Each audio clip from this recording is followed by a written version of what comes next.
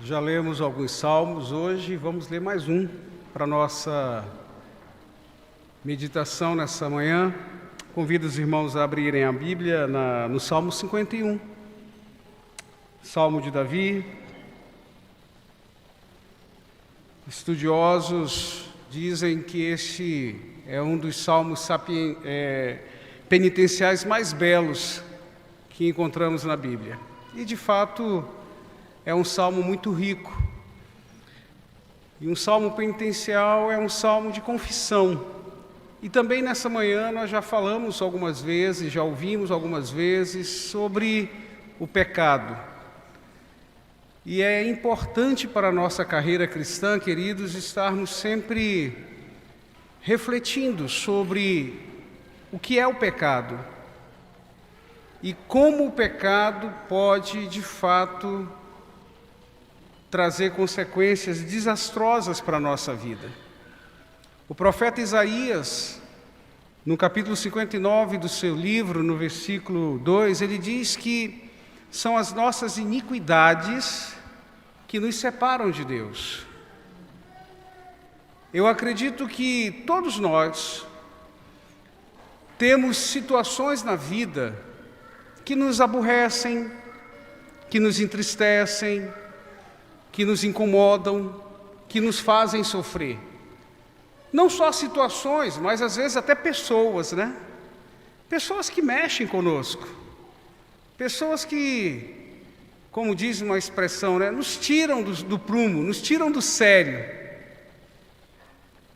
E eu penso que cada um sabe aonde o sapato aperta na sua vida. Pelo menos deveria saber. Porque nós precisamos também evitar situações que vão nos levar a um descontrole, que vão nos levar a uma fala inapropriada, a um comportamento do qual depois iremos nos arrepender. Nós precisamos saber qual é o nosso limite. Nós precisamos saber até onde conseguimos ir. Na Reforma Protestante, nós temos algumas frases extremamente importantes e necessárias de estarmos refletindo o tempo todo. Uma delas é: Deus é soberano e o homem é responsável. Estarmos debaixo da soberania de Deus não nos isenta de sermos criteriosos com a nossa vida, de sabermos até onde podemos ir, lembrando que de tudo que fizermos, de tudo que falarmos, de tudo que pensarmos, prestaremos conta diante do reto juiz. Então, este é um dos motivos, irmãos, pelos quais nós precisamos ler a palavra de Deus, estudá-la, meditá-la, e quanto mais possível, não sermos apenas ouvintes da palavra, mas nos tornarmos exímios praticantes da palavra. E isso é responsabilidade nossa. Ao longo de 27 anos de pastorado e de 53 anos de vida, dos quais eu penso que sem juízo eu vivi aí uns 20, porque depois dos 21 vem a maioridade e aí não tem mais desculpa. Nós nos tornamos realmente responsáveis diante da lei por tudo que fazemos. Eu tenho procurado viver o Evangelho em tudo na minha vida, a cada momento, na forma como eu trato a minha esposa, na forma como eu trato meus filhos, na forma como eu trato as pessoas com quem eu convivo, na forma como eu trato o dinheiro, na forma como eu trabalho, na forma como eu estudo, porque em todos esses momentos, em todas essas circunstâncias, eu e você somos chamados para sermos testemunhas do Senhor Jesus Cristo. Eu não sei se você já entendeu que a sua existência, ela é mantida para esse propósito. Eu e você fomos alcançados pela graça de Deus para expandirmos através da nossa vida a pessoa de Jesus Cristo, anunciar a pessoa de Jesus Cristo. Isso é ser testemunha. Então, em todo momento, em toda situação, em qualquer circunstância, eu não vivo mais para mim. Diz o apóstolo Paulo aos Gálatas, no capítulo 2, versículo 20. Lembra desse texto? Logo, já não sou eu mais quem vive, é Cristo que vive em mim, e este viver que agora eu tenho na carne, eu vivo pela fé em quem? No Filho de Deus, que eu amei primeiro? Não, que me amou e se entregou por mim. Então é a este Cristo que eu testemunho. E quando é que esse testemunho ele é abalado? Quando é que esse testemunho perde a sua força, perde a sua luz? É quando o pecado toma conta de mim. Ser um pecador é um fato. Viver pecando é uma escolha de vida. Ser pecador é a nossa realidade, é a nossa natureza caída. Mas em Cristo, o apóstolo Paulo, aos Filipenses, ele diz, tudo posso. Então eu posso sim combater o pecado. Mas a pergunta é, que pecado? Ou quais pecados? Aí vem a questão da particularidade de cada um de nós. A vida que cada um vive no seu dia a dia. Assim era com Davi. Então, queridos, dentre tudo que nos incomoda, dentre tudo que nos faz sofrer, dentre tudo que nos abala, o pior de tudo deve ser o pecado. Falta de dinheiro abala? Abala. Crise conjugal abala? Abala. Filho desobediente abala? Abala. Traição, qualquer que seja, abala? Abala. Mas nada se compara ao pecado. Porque todas essas situações que eu e você vivemos no nosso dia a dia, não nos separa de Deus. Mas o pecado faz separação entre nós e Deus. Por que, Jessé?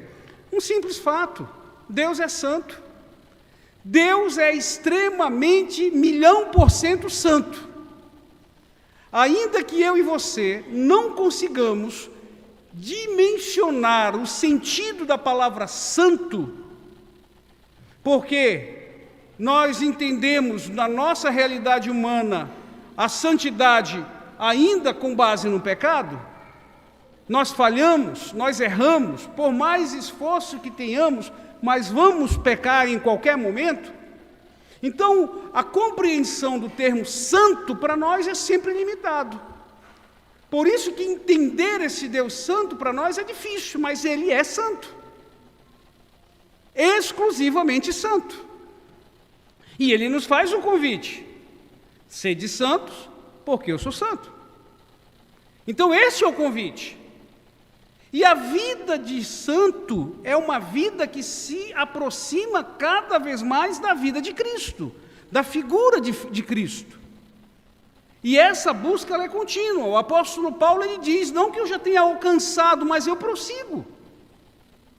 E esse prosseguir é aquilo que nós chamamos de processo de santificação. Então, ser santo é ser o máximo possível parecido com Jesus.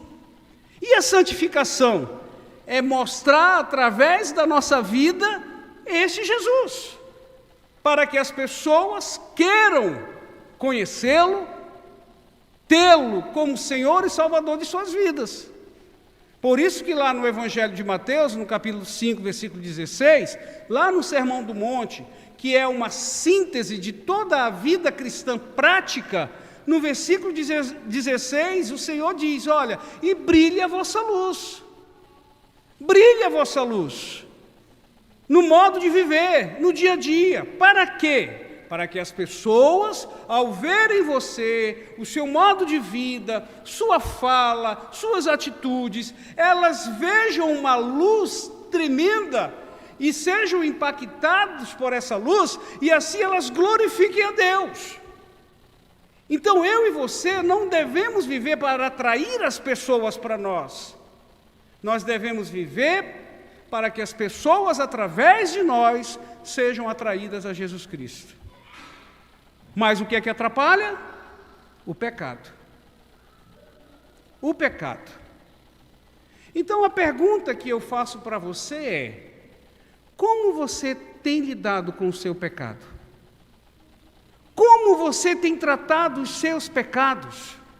Como é que você reage quando o seu pecado está diante de você? Você tem a tendência a fugir, a esconder, a engavetar o pecado, como Davi fez, e esse Salmo 51 nos revela isso? Eu não sei, você sabe. Mas com base no Salmo 51, eu quero te convidar, eu quero te desafiar, a partir de hoje, a ter no pecado o teu pior inimigo, o teu pior adversário, que você não pode vacilar. Porque todas as vezes que eu e você cedermos a qualquer que seja o pecado, é o momento que nós nos distanciamos de Deus. Não Ele de nós, mas nós dele. Porque pela graça misericordiosa de Deus, Ele nunca se distancia da gente. Mesmo quando nós estamos distante dele, Ele não deixa de ser Deus misericordioso, Ele não deixa de ser Deus gracioso, Ele não deixa de ser o Deus amoroso, que manifestou esse amor através da entrega do seu Filho Jesus na cruz, para pagar todos os nossos pecados, os cometidos, os que cometemos e os que vamos cometer. Por isso, continuaremos pecando? Não. O apóstolo Paulo nos exorta, porque aonde abundou o pecado, superabundou a graça. Por isso, vamos continuar pecando? Não. Não. Muito pelo contrário. Vamos nos esforçar cada vez mais para viver como santos em santificação o tempo todo. Só que isso é uma luta pessoal. E eu e você sabemos que nós pecamos por diversos caminhos. Nós pecamos pela mente, nós pecamos pela atitude, nós pecamos pela omissão, nós pecamos pelos sentimentos. São muitas formas de pecar. Então a luta não é simples, é complicado demais. Certa vez um pastor pregando, ele disse assim: queridos, dentre todas as inúmeras bênçãos que nós vamos gozar na eternidade, tem uma que me assombra. Sabe qual é? Não se preocupar mais em pecar. Você sabe o que é isso? Eu não sei. Porque eu tenho que ser vigilante 25 horas por dia para não pecar. Porque a todo tempo eu sou provocado, eu sou tentado a pecar. Porque essa é a minha natureza. Essa é a minha tendência. Essa é a minha vontade. Por isso que eu preciso nutrir a minha mente, o meu coração, a minha vida, as minhas conversas, com o que é bom, com o que é agradável a Deus. Já imaginou o que é isso? Você não ter que pensar e em se preocupar em não pecar? Se você sabe o que é isso, por favor, me diga, me ensine, porque eu não tenho isso. Então vamos olhar o Salmo 51. E a Suzana me perguntou lá em casa, né, Vida, quais são os 3 tópicos que você vai trabalhar? Porque as crianças anotam. Então, crianças, não são 3, são 5. Tá bom? Vão ser 5 tópicos para vocês anotarem. Mas eu vou ler o Salmo 51, você acompanha na sua Bíblia, ou no que você tiver à sua disposição. Se não tem, pede para quem tem compartilhar com você, tá bom? Salmo 51, Salmo de Davi, diz assim: compadece de mim, ó Deus, segundo a tua benignidade e segundo a multidão das tuas misericórdias, apaga as minhas transgressões. Lava-me completamente da minha iniquidade e purifica-me do meu pecado. Pois eu conheço as minhas transgressões e o meu pecado está sempre diante de mim. Porque pequei contra ti somente, e fiz o que é mal aos teus olhos, de maneira que serás tido por justo no teu falar e puro no teu julgar. Eu nasci na iniquidade, e em pecado me concebeu a minha mãe. Eis que te agradas da verdade do íntimo, e no oculto me fazes conhecer a sabedoria. Purifica-me como isopo, e ficarei limpo. Lava-me, e ficarei mais alvo do que a neve. Faze-me ouvir júbilo e alegria, para que exultem os ossos que esmagaste. Esconde o teu rosto dos meus pecados, e apaga todas as minhas iniquidades. Cria em mim, ó Deus, um coração puro, e renova dentro de mim um espírito inabalável. Não me lances fora da tua presença, nem me retires o teu Santo Espírito. Restitui-me a alegria da tua salvação, e sustenta-me com um espírito voluntário. Então ensinarei aos transgressores os teus caminhos, e os pecadores se converterão a ti. Livra-me dos crimes de sangue, ó Deus, Deus da minha salvação, e a minha língua exaltará a tua justiça. Abre, Senhor, os meus lábios, e a minha boca manifestará o teu louvor. Pois não te agradas de sacrifícios, do contrário, eu os ofereceria, e não tem prazer em holocaustos. Sacrifícios agradáveis a Deus é o espírito quebrantado. Coração quebrantado e contrito não desprezarás, ó Deus. Faze bem a Sião, segundo a tua boa vontade, edifica as muralhas de Jerusalém. Então te agradarás dos sacrifícios de justiça, dos holocaustos e das ofertas queimadas, e sobre o teu altar serão oferecidos novilhos.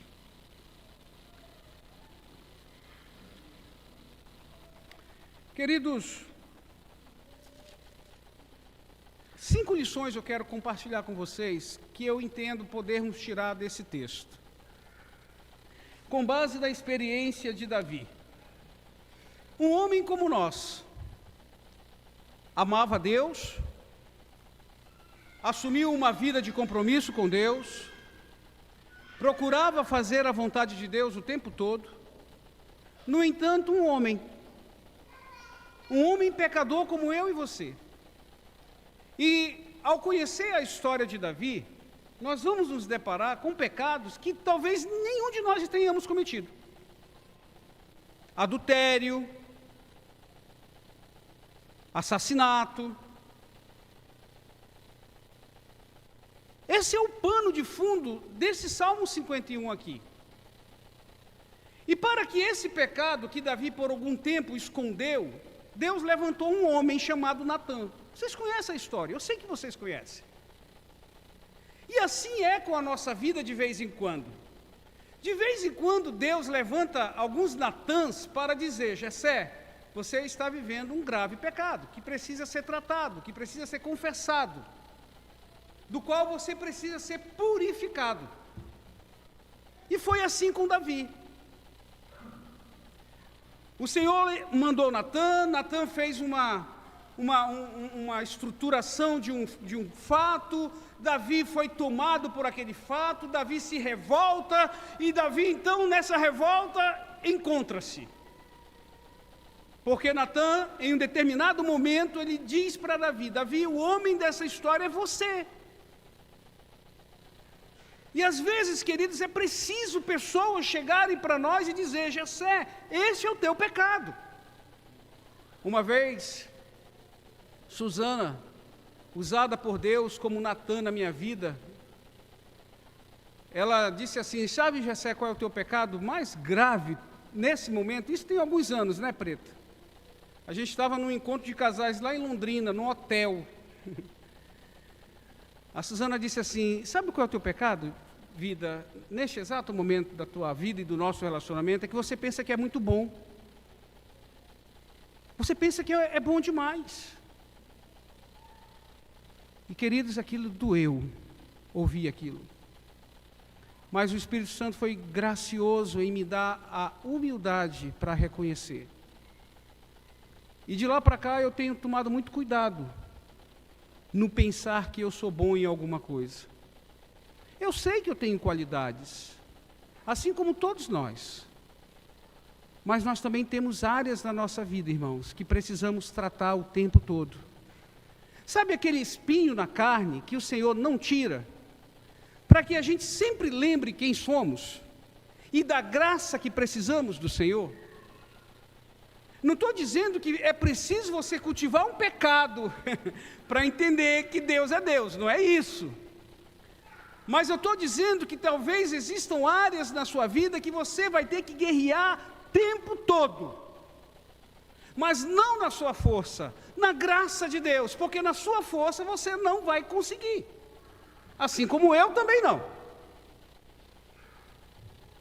E no momento oportuno de Deus, Ele vai nos dar a vitória.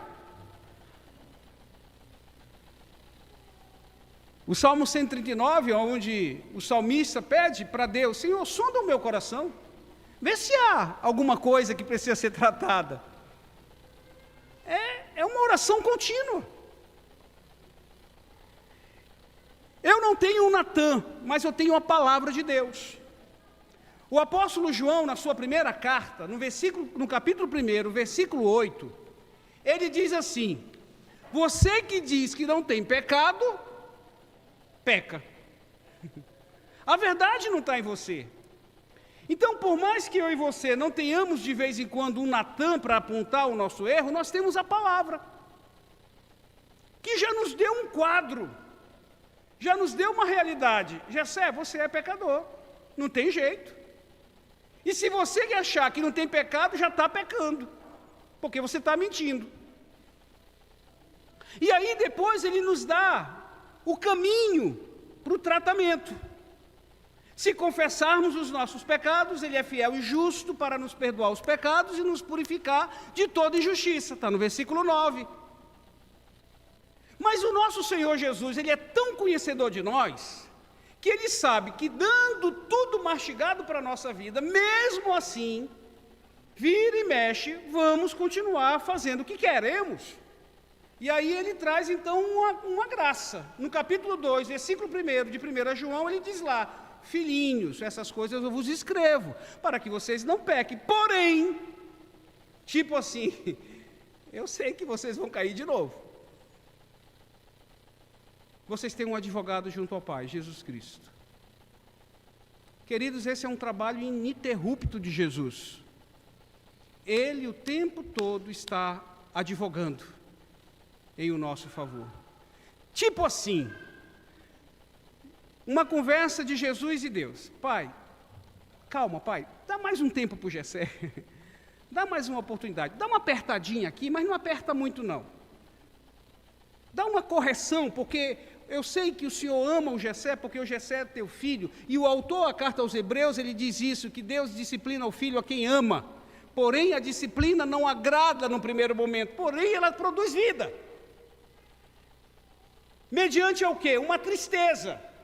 Porque existem duas tristezas, irmãos: a tristeza gerada pelo Senhor e a tristeza gerada pelo mundo. A tristeza gerada pelo mundo traz dor, morte. A tristeza gerada pela correção do Senhor traz vida eterna. É esse o evangelho que você acredita?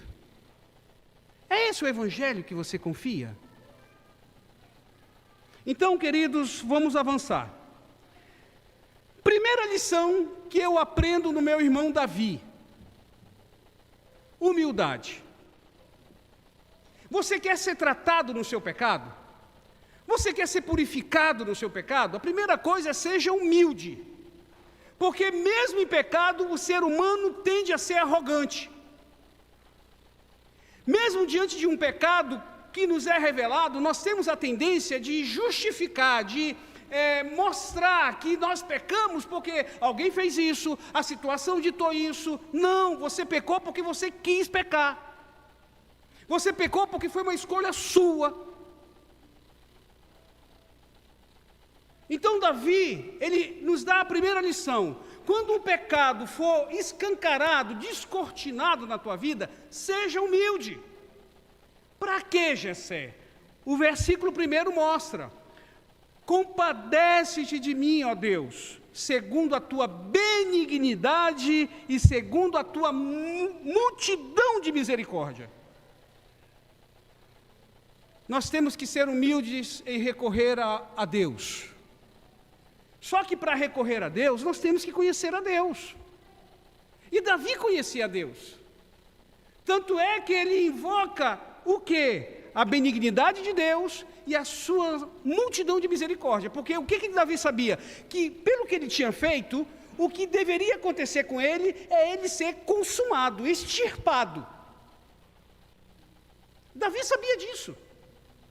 Porém, ele sabia que maior do que o seu pecado, a gravidade do seu pecado, estava a bondade de Deus e a misericórdia de Deus. Então, não deixe o capeta, não deixe o diabo gritar no seu ouvido, quando você tiver sinceridade, reconhecimento de um pecado, que a misericórdia de Deus não é suficiente e capaz de te perdoar. Porque senão, meu irmão e minha irmã, você está anulando o que Jesus fez na cruz do Calvário.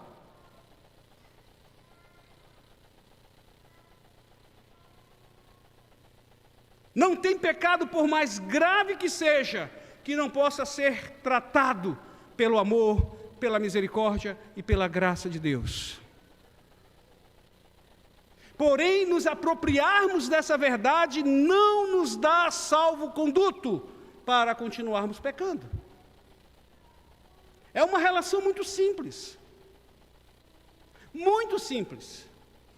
Diretamente proporcional. Quanto maior meu pecado, ou diretamente proporcional, né? Maior a graça de Deus. Porém, a graça de Deus me transforma. Mas quando é que essa graça de Deus me transforma? Aí vem a segunda lição. Primeira lição, humildade, versículo 1. Segunda lição, queridos, é autoconhecimento. Olha o versículo 3 até o versículo 5. Pois eu conheço as minhas transgressões, e o meu pecado está sempre diante de mim.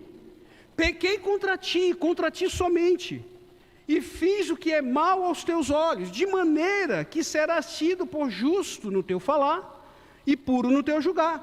Eu nasci na iniquidade, e em pecado me concebeu minha mãe. Ou seja, na humildade de Davi, ele conhecia Deus, a bondade, a benignidade e a multidão de misericórdia de Deus. No autoconhecimento, o que Davi conhece? Com o que Davi tem contato? Com a sua miséria. É claro para Davi o pecado que ele cometia. Ele conhecia a intenção do seu coração, ele conhecia o que passava na sua mente, ele conhecia o que ele estava fazendo, o que ele fez. Porque ele também conhecia a sua origem pecaminosa. Ele vem trazendo desde o seu nascimento um DNA de pecado. Você se conhece? Você tem se conhecido? É fácil a gente conhecer os outros, né? É fácil a gente julgar a vida dos outros, não é? É fácil a gente dizer se fulano é alegre, é triste, tem bom caráter, tem mau caráter. É fácil.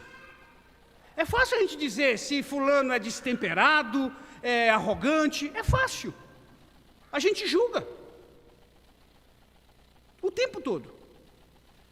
Mas e você? O quanto você se conhece? O quanto de fato você dá nome ao teu pecado? As tuas falhas, as tuas vontades, os teus pensamentos, as tuas intenções, as tuas motivações. Queridos, aqui está, certamente, o que fazia de Davi um homem segundo o coração de Deus. Porque não é assim que Davi é apresentado pela Bíblia? E não gera, às vezes, na gente um conflito? Como é que pode um adúltero, um assassino, um cara que não foi um bom pai, não foi um bom marido, coisa que a gente ensina aqui dominicalmente para ser, não é?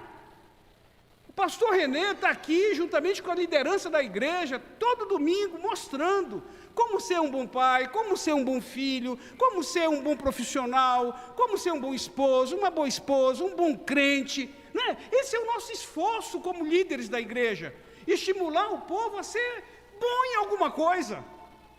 E aí a gente se depara com o exemplo de Davi, que o cara não era bom em muita coisa, e mesmo assim, ele é tido como homem segundo o coração de Deus.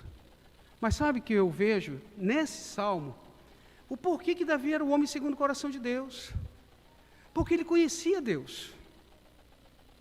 E queridos, conhecer a Deus não nos tira a necessidade de lutar contra o pecado. Muito pelo contrário. Quanto mais conhecemos a Deus, mais teremos que lutar contra o pecado. Porque aquilo que antes de Deus na nossa vida era natural, comum, a partir de Cristo deixou de ser natural, comum. Por exemplo, mentir. Quem aqui cresceu num ambiente onde mentir fazia parte? Mas aí, conhecia a luz, conhecia o Evangelho, conhecia o Cristo do Evangelho, então agora mentir já não cabe. Quem aqui, antes de Cristo, não acessava um site pornográfico, uma revista pornográfica, uma piadinha mais obscena? Porque cresceu nesse ambiente. Mas, a partir de Cristo, isso não se torna mais luz, isso é trevas. Então, conhecer a Deus, a Cristo, faz toda a diferença. Eu não creio num evangelho em que não há transformações, eu não posso aceitar isso, porque a palavra de Deus diz que em Cristo nós somos novas criaturas.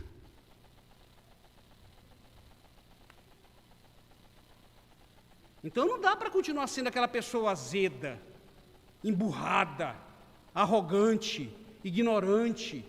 Não. A minha palavra agora, ela tem que ser suave. Ela tem que gerar vida e não morte. Aí eu pergunto, queridos, buscar esse padrão não é cansativo? Não cansa de vez em quando?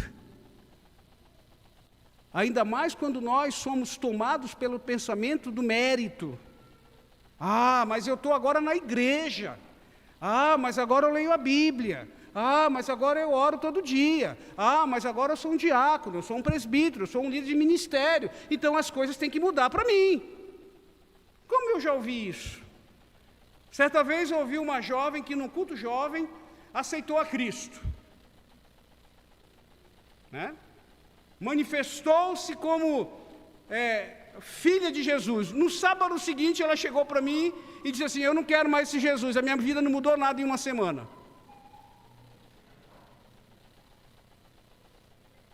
Realmente, querido, se a gente está negociando com Deus, a gente vai entrar pelo cano.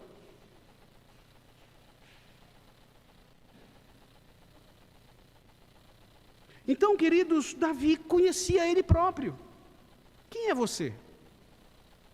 Você consegue colocar no papel quais são os teus pecados? Os mais frequentes? Os mais recorrentes?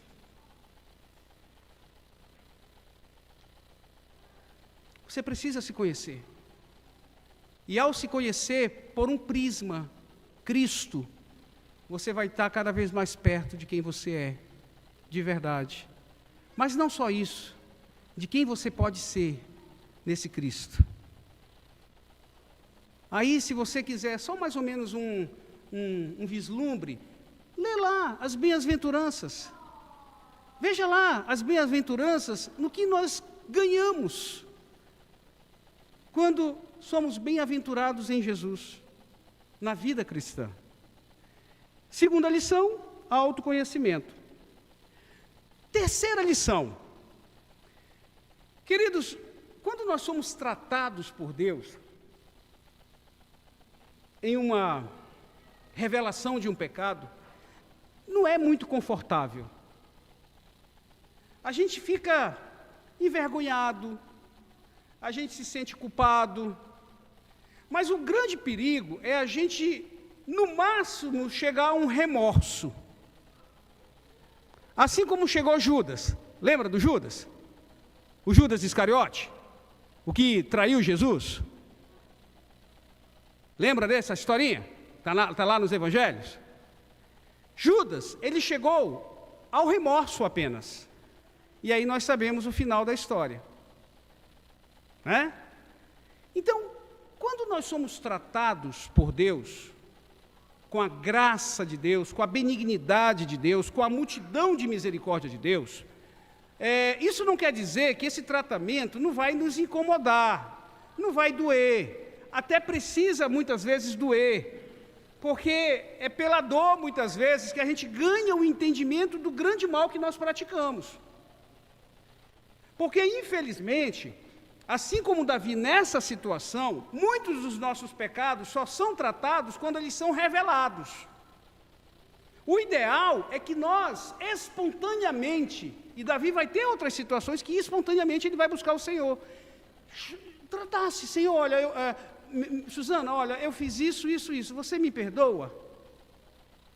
Mas na maioria das vezes não é assim, a gente precisa ser descoberto para ser tratado.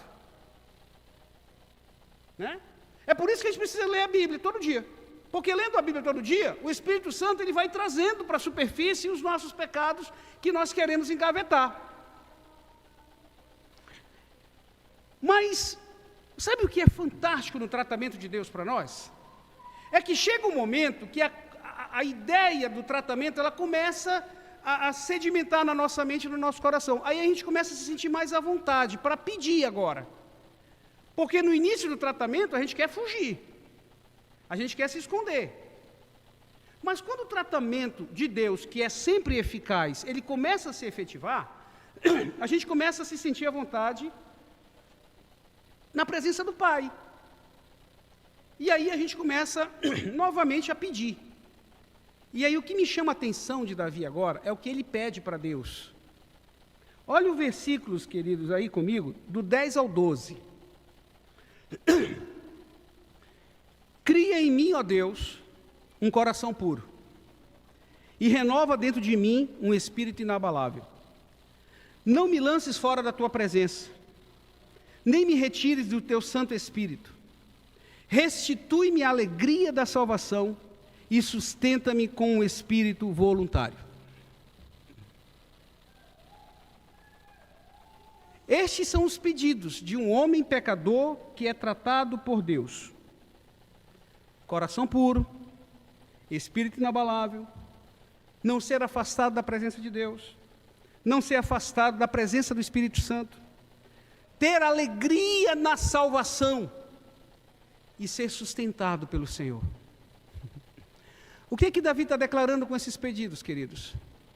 Numa palavra, numa frase: Senhor, eu quero estar contigo. Eu quero o Senhor na minha vida. Só que para estar com o Senhor e ter o Senhor na nossa vida, nós precisamos não viver em pecado. Então, ao mesmo momento que Davi está declarando o seu amor por Deus, ele está dizendo para ele mesmo: agora chega, Davi. Agora chega de viver segundo a tua vontade. Agora chega de viver segundo o pecado que está em ti. Se você quer realmente uma vida feliz, uma vida próspera, uma vida vitoriosa, você precisa de Deus. E para viver com Deus, na presença de Deus e para Deus, eu e você precisamos de um coração puro, precisamos de uma fé inabalável, precisamos estar na presença de Deus, ser tomados pela presença do Espírito, precisamos ter alegria na salvação e não nas coisas passageiras, temporárias deste mundo, e entender que a nossa sustentação vem do Senhor. Esse é o padrão, queridos. Quarta lição.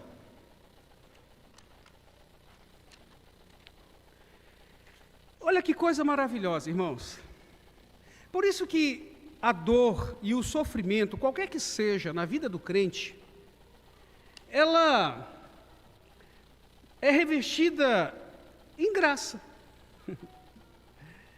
Eu tenho entendido que o nosso Deus, ele é maravilhoso em transformar desgraça em graça. no meio da dor, de um tratamento real de Deus, sabe o que é que eu e você podemos descobrir?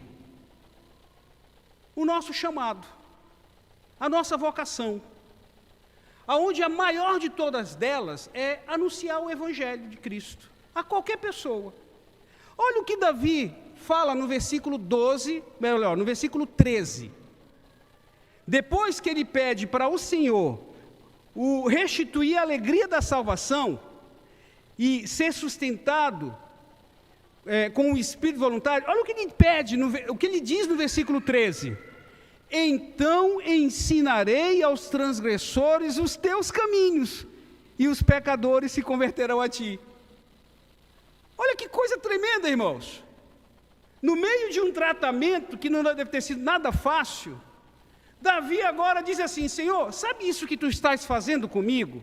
Que eu estou entendendo o teu amor, que eu estou entendendo a tua graça, que o Senhor é capaz de perdoar um miserável pecador como eu sou. Sabe o que eu quero fazer, Senhor? Eu quero anunciar isso.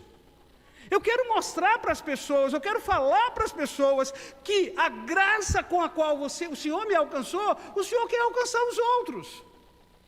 É por isso, amados, que lá em 2 Coríntios, no primeiro capítulo da segunda carta de Paulo aos Coríntios, Paulo diz assim: olha, o Deus de toda consolação vos consolará no meio da sua dor, da sua angústia, da sua luta, para que, com a mesma consolação que vocês foram consolados, vocês consolem outros. Quando eu e Suzana vivemos há 20 e poucos anos atrás uma crise atroz no nosso casamento, sofrimento a ponto de perder, parecido com Davi aqui. Porque Davi vai dizer que enquanto ele calou o pecado, os seus ossos doeram, enfermaram. Eu e Suzana, quando tivemos crise pesada, muito tempo atrás, nós perdemos mais de 20 quilos, sem nenhum tipo de dieta.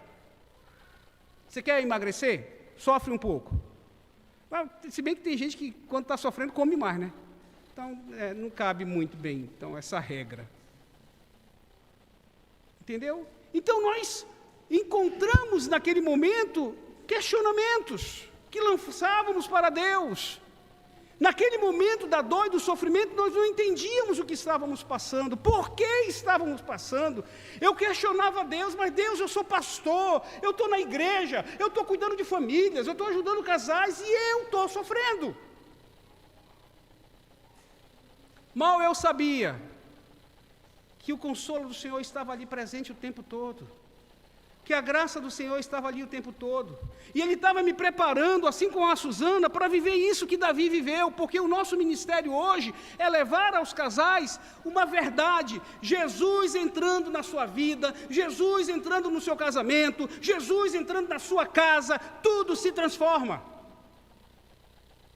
Então nós não temos agora só um mero conhecimento, nós não só conhecemos Deus de ouvir falar como Jó conhecia, nós vimos Deus agindo na nossa vida, no nosso casamento, na nossa família, nos nossos filhos, no nosso ministério e continua agindo até hoje.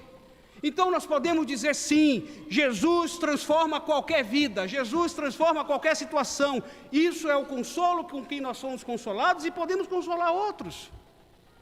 É o que está aqui, queridos. Então pega esse teu sofrimento, pega essa tua dor, deixa na presença do Senhor, seja tratado pelo Senhor, mas ao mesmo tempo diga para Deus: Senhor, cuida de mim, trata de mim, para que depois que eu for tratado, não precisa ser 100% não, Senhor, 80%, 90%, mas imediatamente eu saia para dizer para as pessoas: olha, o teu problema tem jeito, a tua dor tem cura. Com essa certeza, quando é anunciada uma verdade, os pecadores se converterão ao Senhor. Essa é a quarta lição. E aí vem a quinta e última. Humildade, autoconhecimento, fazer os pedidos certos na hora certa, se dispor a servir ao Senhor com o consolo com o qual Ele nos consola na nossa dor e sofrimento. Mas o quinto e último ensinamento desse salmo que eu penso podemos tirar. Versículo 16 e versículo 17.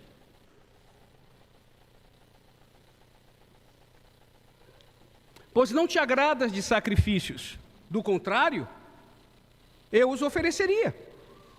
E não tens prazer em holocaustos. Sacrifício agradável a Deus é o espírito quebrantado, coração quebrantado e contrito. Não o desprezará o Senhor. A última lição, queridos, é que quando somos tratados no nosso pecado, na nossa dor, na nossa angústia, nós aprenderemos a prestar a melhor forma de adoração a Deus. Quando o tratamento se efetivar, nós sairemos daquela situação vergonhosa, de dor, de tristeza, de culpa, tratados, curados, para de fato e verdadeiramente adorar ao Senhor da forma como Ele espera ser adorado. É isso que eu vejo nessa palavra aqui. Então, queridos, o que precisamos concluir para fechar esse pensamento? Como é que você tem tratado o pecado na sua vida? Como é que você tem se deixado tratar com o pecado da tua vida?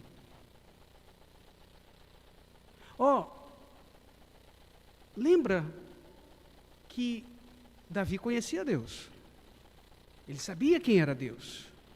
Ele sabia quem ele era.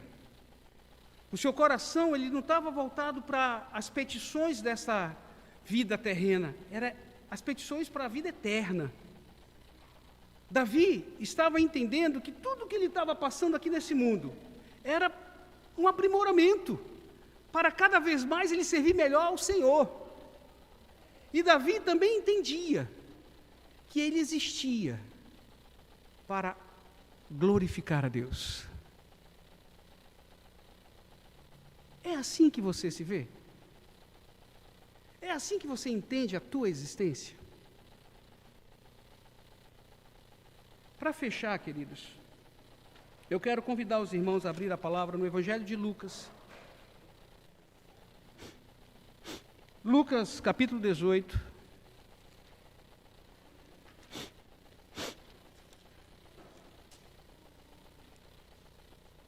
Versículo 9. Uma passagem bem conhecida de todos nós.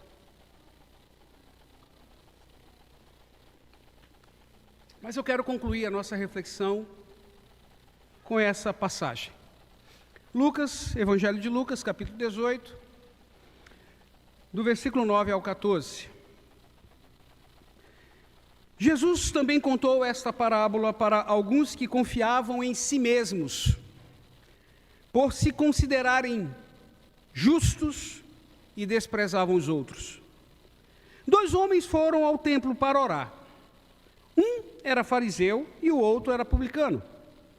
O fariseu ficou em pé e orava de si para si mesmo desta forma: Ó Deus, graças te dou, porque não sou como os demais homens, roubadores, injustos e adúlteros, nem ainda como este publicano. Jejuo 2 vezes por semana e dou o dízimo de tudo que ganho. O publicano, estando em pé, longe, nem mesmo ousava levantar os olhos para o céu, mas batia no peito dizendo: ó Deus, tem pena de mim, que sou pecador. Digo a vocês que este, o publicano, desceu justificado para a sua casa, e não aquele, o fariseu, porque todo o que se exalta será humilhado, mas o que se humilha será exaltado. Qual é a primeira característica? A primeira lição que nós tivemos de Davi? Humildade. Não se mensure pela vida dos outros. Mensure-se pela graça de Deus. Entendido?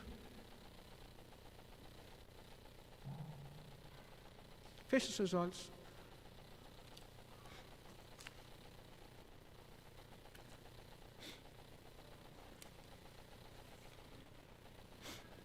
Fale com Deus. Dê uma resposta diante de tudo aquilo que você ouviu nessa manhã.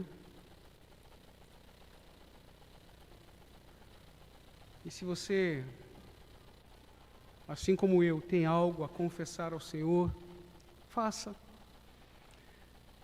Na certeza de que Ele é esse Deus de benignidade, o Deus da multidão de misericórdia, o Deus que te ama por quem você é e não pelo que você faz, mas Ele te corrige pelo que você faz, porque Ele te ama.